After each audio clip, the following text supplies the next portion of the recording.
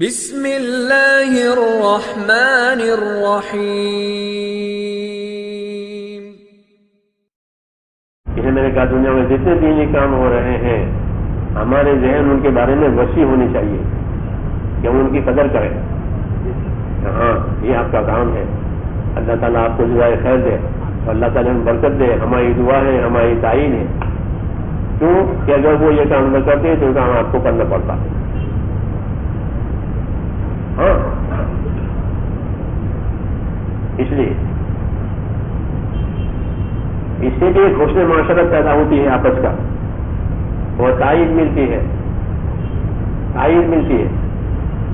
تقویت ملتی ہے، اور ہم اپنے کام میں تائید کے بھی محتاج ہیں، تقویت کے بھی محتاج ہیں۔ تائید کہتے ہاتھ بٹانے کو ہمارے اردو میں، کہ لوگ ہمارے کام میں ہمارا ہاتھ بٹانے، ان کے ہاتھ بٹانے کی اور تائید کی الگ الگ ترتیب ہوتی ہے۔ ایک عالم ہے، اپنی جگہ دینی خدمت میں ہے، تو اسے کیا کرنا کہ اس کی ہم تائید چاہتے ہیں، اس لیے کہتے ہیں ان کی تشکیل مت کرو، وہ اپنی خدمت پر ہے، اپنی ذمہ داریوں پر ہے، ان سے تشکیل نہیں ہوگی کہ ان کی تائید مانگو، یہ وہ اس کی تائید کرے، اپنے منبر سے، اپنے محراب سے وہ تائید کرے کام کی۔ مولانا عبدالغنی پھولپوری رحمۃ اللہ علیہ بزرگوں میں سے جب قریب میں انتقال ہوا، وہ ہماری پہلی جماعت کی یہ ضلع اعظم گڑھ میں کام کر رہی تھی۔ یہ سن 59 کی بات ہے، 58 کے بعد چلہ تھا میرا، ہم چلے میں گئے تھے، تو وہاں مولانا بھی تشریف رکھتے تھے، بہت کمزور معذور تھے، مجلس میں اٹھا کر کے لاتے تھے کرسی پر۔ تو ہمارا بھی وہاں پروگرام ہوا تھا، مولانا یوسف رحمۃ اللہ علیہ کلکتہ تشریف لائے تھے، ہم بھی کلکتہ بمبئی سے گئے تھے یوگیشوری سے، اور پھر ہم کو کلکتہ گئے یوگیشوری سے، مولانا کا اجتماع تھا کلکتے میں بلوٹ اللہ کی مسجد میں، اور پھر وہاں سے ہماری جماعت روانہ ہوئی۔ تو شاہ گنج ہوتے ہوئے ہم نے پھر اس علاقے میں چلہ گزارا، اس میں ہم پھولپور اور اس علاقے میں پہنچے۔ ہم بڑے پہچانتے تھے، رسانی رحمۃ اللہ علیہ کے لوگوں میں سے ہیں یہ حضرات۔ تو جب وہ چارپائی ڈالا کے بٹھایا تو ہم لوگ بھی حاضر مجلس ہو گئے، بیٹھے ہماری جماعت، مولانا ہم کو دے دو چارپائی پر بیٹھے ہوئے آ گئے، اور اپنے آدمیوں سے کہا کہ دیکھو یہ لوگ آئے ہیں، ان کا خیال کرنا۔ خود وہ پہلی جماعت کی، لوگ جانتے نہیں تھے اس وقت، جس میں جاتے تھے تو لوگ چلنے کے پیسے دیتے تھے۔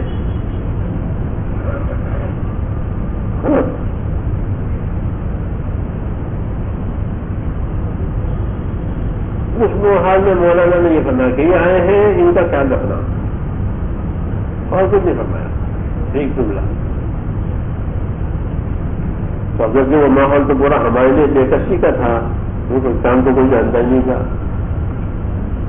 لیکن اس ماحول میں ہماری بڑی قدر ہوئی، ان کا ایک جملہ۔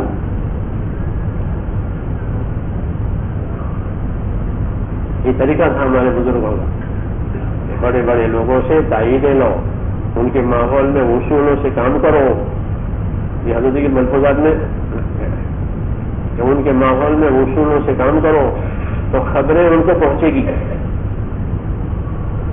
ایسا ایسا کام کر رہے ہیں، ایسا ایسا کام ہو رہا ہے، یہ ہو رہا ہے، یہ ہو رہا ہے، تو پھر وہ متوجہ ہوں گے، اور متوجہ ہو کر کے تائید کریں گے۔ جب تائید کریں گے تو لوگوں کی غلط فہمی نکل جائے گی۔ ہاں کہ تمہیں تشکیل اتنا کام نہیں دے گی جس میں ان کا ایک کلمہ تائید کا یہ راستہ کھل جائے گا۔ اسی طرح یہ کام ہوا ہے، یہ نہیں کہ ہر ایک 4 مہینے مانگو، کہ ہر ایک نہیں مانگے جائے 4 مہینے، دیکھا جائے تو کسی 4 مہینے مانگتے ہیں، وہ کسی کیا کرانا ہے، انزل اللہ سے منازل ہوں، لیکن اب یہ باتیں کہیں آتی ہی نہیں، اس لیے بہت سی چیزیں ہیں نا دشواریاں پیدا ہو گئی۔ ہاں اگر اس کام کا دلوں میں الحمدللہ اتنا احترام تھا کہ بس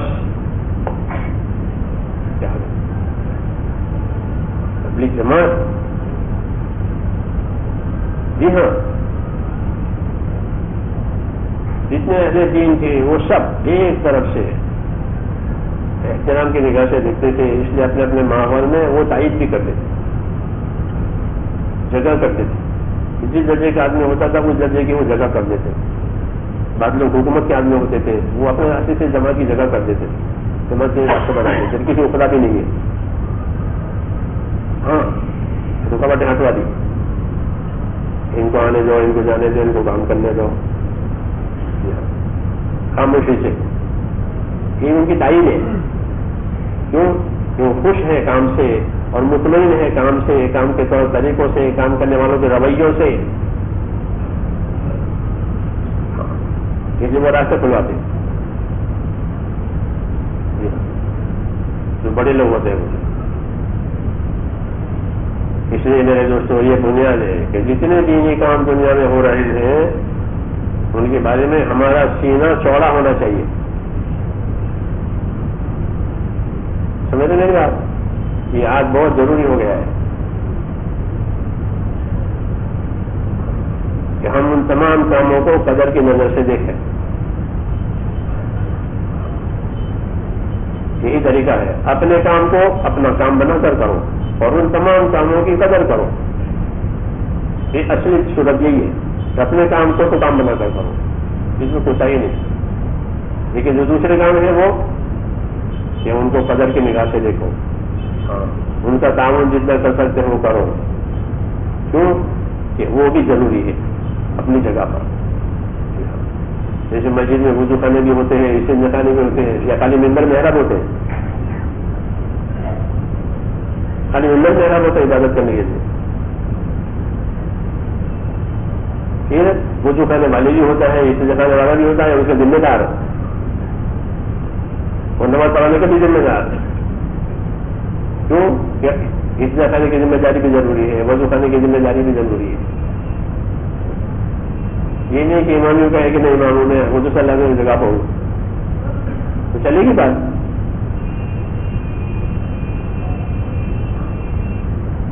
ہر کام اپنی جگہ ضروری ہے. جی ہاں، ذمہ داریاں ہیں اپنی اپنی، سب سے مل کر کے دین کی تکمیل ہوتی ہے. کیا ہوتی ہے؟ ہاں، دین کی تکمیل. اس لیے یہ تصور ہمارا نہ ہو کہ صحابہ اگر نکل ہی جاتے تھے، ارے نکلتے بھی تھے اور نکل کے اس کے علاوہ بھی بہت کام کرتے تھے، خدمت کے بھی بہت کام کرتے تھے. ہاں، اور دین کی اشاعت کے بھی بہت کام کرتے تھے. اسی کا اثر ہے یہ.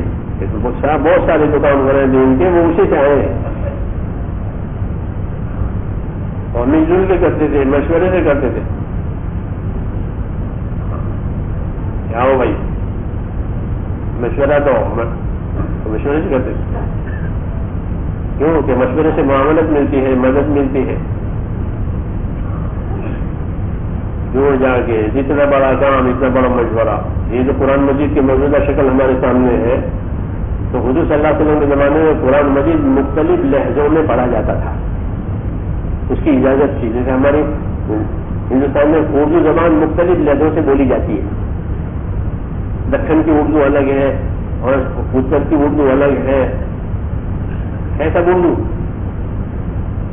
ایسے وہ عربی مختلف لہجوں میں لوگ بولتے تھے اپنے.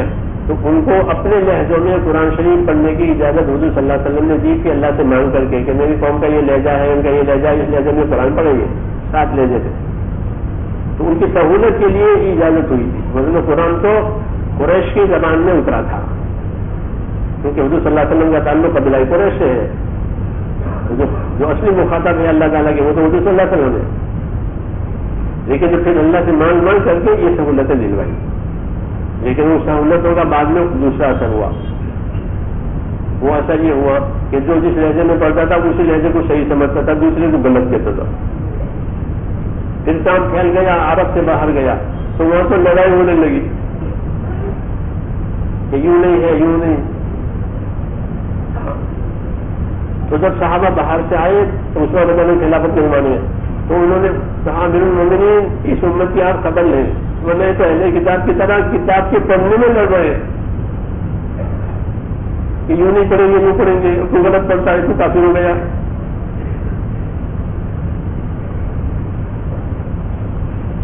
تو پھر حضرت عثمان رضی اللہ تعالیٰ عنہ نے مشورے کے لیے بہت بڑا مجمع جمع کیا. ایک روایت میں 1000 ہے، 50,000 آتا کہ بھائی اس کا مشورہ کرنا ہے. ہاں کہ ایک بڑی چیز چلانی ہے تو سب کے کندھوں پر ہو کر جائے گی، وہ یہی عثمان کے کندھوں سے جائے گی.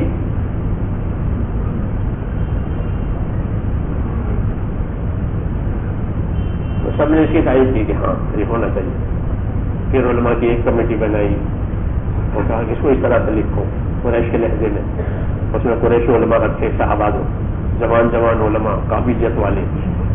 اور زید بن ثابت جو بھی رکھا، زید بن ثابت انصاری تھے، وہ قریشی نہیں تھے، لیکن تو کہ وہ اس کے پہلے سے کاتب اور وہی کے کاتب تھے، تو یہ بھی رہے تمہارے اندر.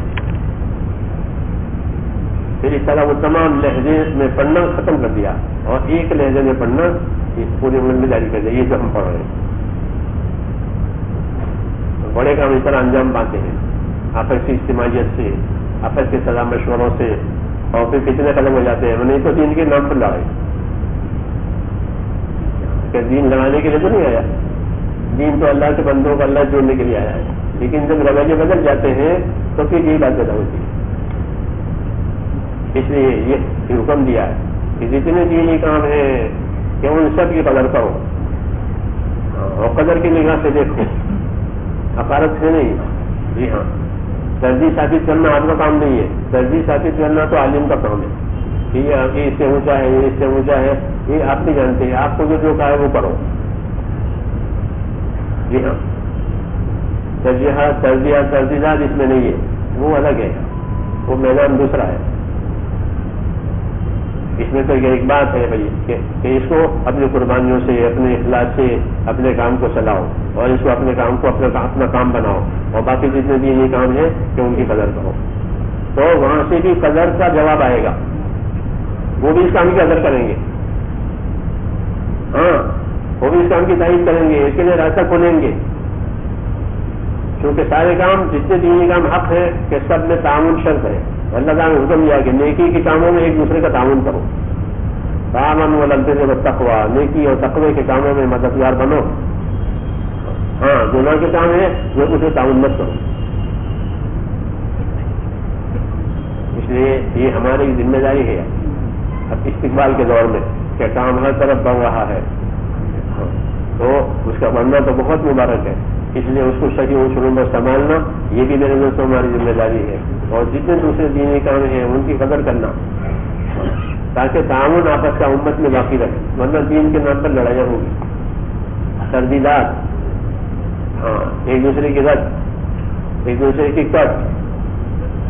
یہ اہل کتاب پہلے جو تھے ان میں یہی بات چلی تھی، وہ ایک دوسرے کی کٹ کرتے تھے، ایک دوسرے کی رد کرتے تھے. اس لیے کسی کی چیز سلامت نہیں رہی، اس نے اس کی توڑ دی، اس نے اس کی توڑ دی. ہاں، حیثیت ختم ہو گئی اور اپنے اپنے راستے سے وہ خود ہی ہٹ گئے. یہ ہوا. اس لیے صحابہ نے عثمان رضی اللہ عنہ کر کے اس امت کو سنبھالو، ایک دوسرے کو رد کر رہے ہیں. جو پہلی امتوں نے آپس میں ایک دوسرے رد کر کے کٹ ہو گئے، تو خود نہیں رہے. وقالت اليهود ليست النصارى على شيء وقالت النصارى ليست اليهود على شيء. یہودیوں نے کہا نصارہ کسی بنیاد پر نہیں ہے، نصارہ نے کہا یہود کسی بنیاد پر نہیں ہے. تو بنیادیں ختم کر دی. حالانکہ کی بنیاد ہے وہ یتلون الکتاب، اللہ تعالیٰ کی کیسی باتیں کر رہے ہیں، خود کتابیں نہیں پڑھ رہے ہیں کہ توریت کا کیا درجہ ہے اور انجیل کا کیا درجہ ہے، وہ کہاں سے آئی ہے، اور کیسے ایک دوسرے کی رد کر رہے ہیں. یہ ان کی دیوانگی بتائی. یہ کیوں بتائی؟ اس لیے بتائی تاکہ اس امت میں اپنے دین کے کام کرنے والوں میں یہ احتیاطیں پیدا ہوں. قدر کرنے سے قدر بڑھتی ہے، قدر کرنے سے قدر بڑھتی ہے. یہ ہمارا رویہ ہے میرے دوستوں اس کام کے ساتھ، کیونکہ اس کام کو صحابہ نے اسی طریقے سے کیا ہے اور اسی طریقے سے لے کے وہ دنیا میں پھرے ہیں.